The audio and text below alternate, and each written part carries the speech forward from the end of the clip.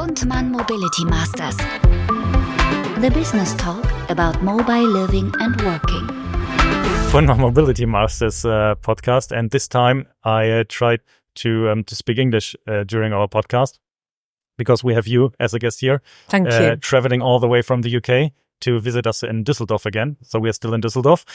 And Fiona, thank you for coming. Thank you for the talk so far.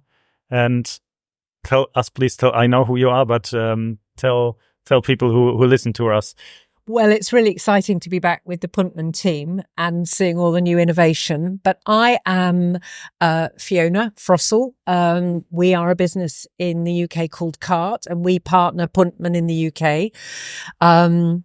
And we've been proudly working with you in the leisure industry. Our focal point is providing products to the trailer market, and now we've extended that through your range of products into the leisure industry. So over the last 2 years, we've been selling to campervanners your range of water heaters, and we've just launched the Hotbox, the portable heater, to the caravan, tent and awning world. So it's been a really big adventure for us and extended our customer base and given us a whole new audience of customers to work with. So Kartt as a company is supplying the trailer industry, right? Yes. So Kartt is 10 years old, and we launched 10 years ago to bring to the marketplace premium trailer parts and components. Okay. We're famous for our jockey wheels. We're famous for our Kartt Orange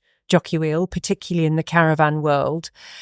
And we've really looked at the problem of the trailer part industry and try to engineer out a lot of the problems when it comes to maneuvering caravans and trailers, and to make it a much better end user experience. And we've grown massively over that 10 years. Is it really, sorry, but 10 years? So you started in 2000? 10 years next year, 10 years Wow. next year, Okay. 2015. I didn't know it's that many years ago. Yeah, amazing, isn't it? Yeah. Wow. Okay. So you are a company doing, you are working with producers, manufacturers from other parts in the world as well? Yes. But also you do some assembling in the UK. Am I right? We do. So we have a fantastically experienced head of engineering in the UK who's been responsible for using his knowledge and engineering experience to improve the design and improve the manufacturing and construction.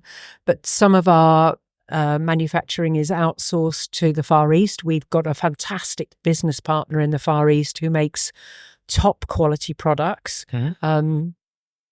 We're not buying on price, we're buying on engineering skills. But we have a small manufacturing facility also in the UK. So there's product that we produce in the UK, like our coupling head. And we do a lot of bespoking. So where end users have a particular trailer application where they need a modification perhaps to the wheel or to the handles, we do a lot of those modifications at the site in the UK. Cool. Okay. So you were working with the trailer producers, manufacturers in the UK already some time. You have joined the company not in 2015. You came on board later. Yes, just 2 years ago. So, Is it? Yeah. No. 2 years ago. 2022. Okay. And when was the moment that you heard of Pundmann as a brand then? July 2022. Okay. So pretty much after you've started. Yeah. And what did you hear about us? Well, the first thing I did was open a cardboard box and cut into the polystyrene on a water heater, not recognizing it was integral to the product and integral to the insulation of the water heater. Okay. So it was an unboxing of one of your water heaters. Okay. But we'd also worked with you as a business partner on winches, so we had some trading history with you, and we're really proud to have extended that into the water heaters. Okay, so I'm sure you weren't when supplying the trailer manufacturer industry. You were in touch with caravanning producers already. Yes, not so much. Small, we do caravan producers, but we're mainly aftermarket in the caravan market. But our our core market is trailer producers, some of the biggest UK trailer producers like Brian James or Nugent or West Mercia, where they have specialist trailers and they choose our product. Okay. That actually means with our products, you really jumped also into new markets and completely new customer groups, right? Yes, it wasn't a natural thing to do, but it's been a very interesting diversification for us. So that means actually with our products, you also started into this with our products, the Pundmann brand. Once you decided that you want to, distribute them, you also took really that product and went into new markets that are not natural to you, right? You went into the camper van industry. I remember us standing together on a trade show in Birmingham. Compare them like these the camper van, that's how they call it, the caravanning, the RV industry in the UK. So I think what was really interesting for me, so my background is all about meeting end user need, identifying a problem and finding the right solution for the problem. So I unboxed your water heater, and the first question was, who and why would anybody want it, and why was it better than everything else in the marketplace? And so when we went to Birmingham, it was fantastic to be at the caravan and camper van show and listen to potential end users and really understand why was the Pundmann product so much better than anything else in the marketplace. And there were two big lessons. Is the bulk of competitor the first learning was that the camper vans don't have hot water systems. Mm-hmm. So if you buy a camper van, it only comes with a cold water system. That's because of space and because of power and availability. The leisure market industry had hot water systems that were used in caravans or large motorhomes, but they were big, they required gas, they were underslung, so they were required a lot more space and a lot more energy. And the solution that you offered, the camper van producer, is that you had a small water heater the size of a box of beer, but one which could run sensibly from 12 volt, which was readily available in the camper van world. And particularly with this massive growth of the solar and the lithium energy availability, it becomes a really practical, workable solution for camper van converters.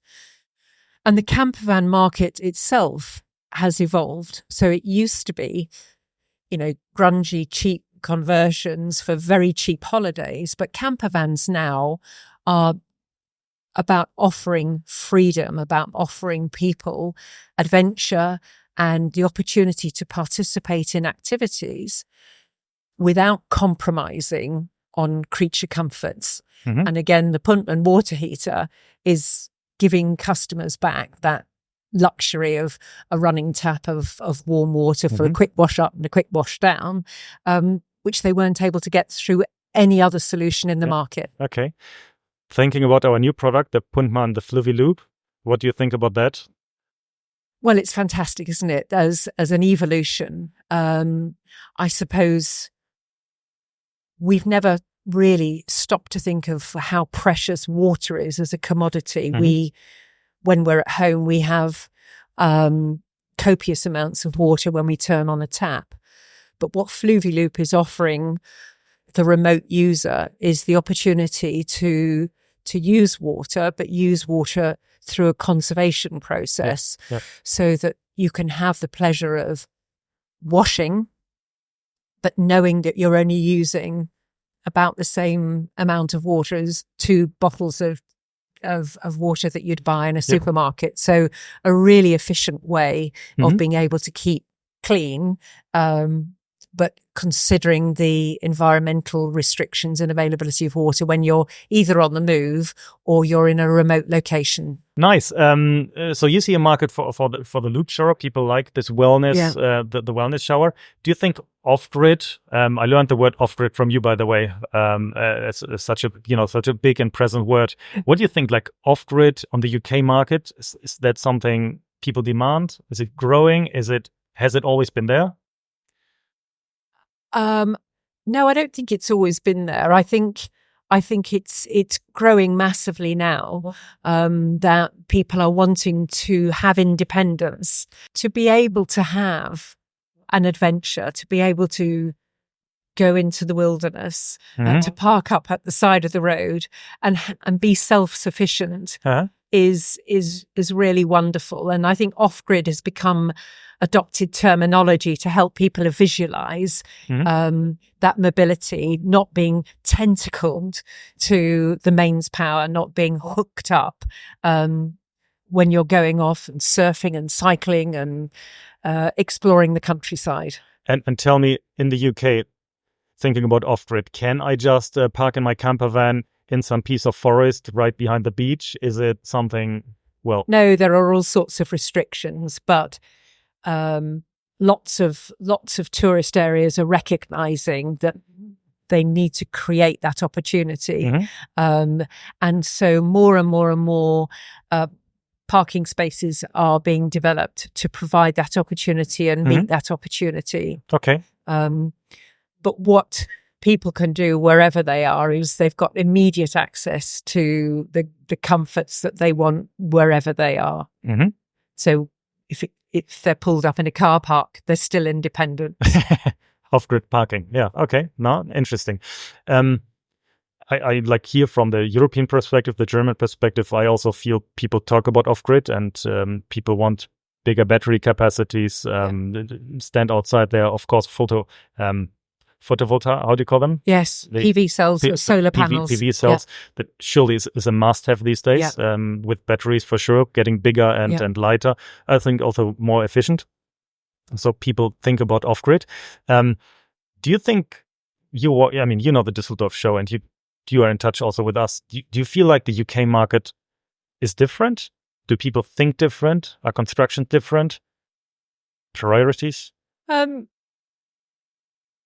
No, I think there's a lot of similarities between the two markets. So there are two big drivers. People are definitely becoming much more environmentally aware of the environmental footprint, the impact that they have.